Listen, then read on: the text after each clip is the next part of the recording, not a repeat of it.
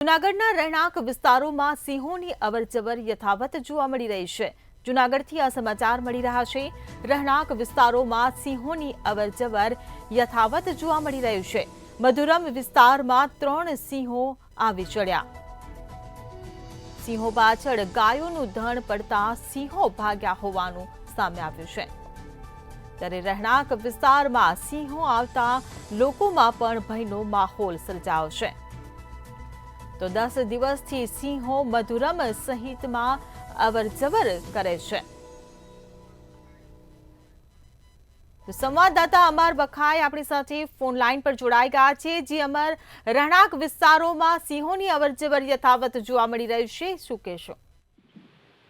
ચોક્કસ કે જે રીતે જૂનાગઢ શહેરના રહેણાંક વિસ્તારોમાં સિંહોની અવરજવર વધી છે। ખાસ કરીને આ મધુરમ વિસ્તારમાં પહેલા સિંહો આવતા હતા। 1 વર્ષ પહેલા સિંહો છે તે મધુરમ વિસ્તાર તરફ દેખાયા હતા, જેના નાના નાના બચ્ચા અને સિંહણો હતી।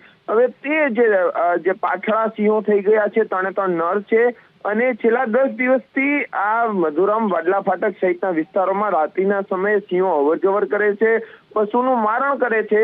જ્યારે આ એક વધુ વિડીયો સામે આવ્યો છે। આ રાત્રિના મોડી રાતનો વિડીયો છે કે જ્યાં 3 સિંહો આવે છે અને ગાયનું ધણ ઊભું હોય છે। પેલા ગાયનું ધણ સિંહોને જોઈને ભાગે છે અને બાદમાં જે સિંહોને ઊભી પૂંછડિયા ગાયનું ધણ ભગાડે છે।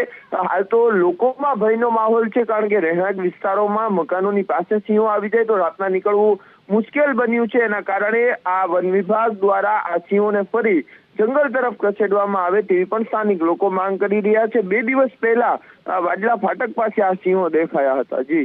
જી અમર, સમગ્ર માહિતી બદલ આભાર। તો જૂનાગઢના રહેણાંક વિસ્તારોમાં સિંહોની અવરજવર યથાવત જોવા મળી રહી છે। મધુરમ વિસ્તારમાં 3 સિંહો આવી ચડ્યા છે। સિંહો પાછળ ગાયોનું ધણ પડતા સિંહો ત્યાંથી ભાગ્યા હતા।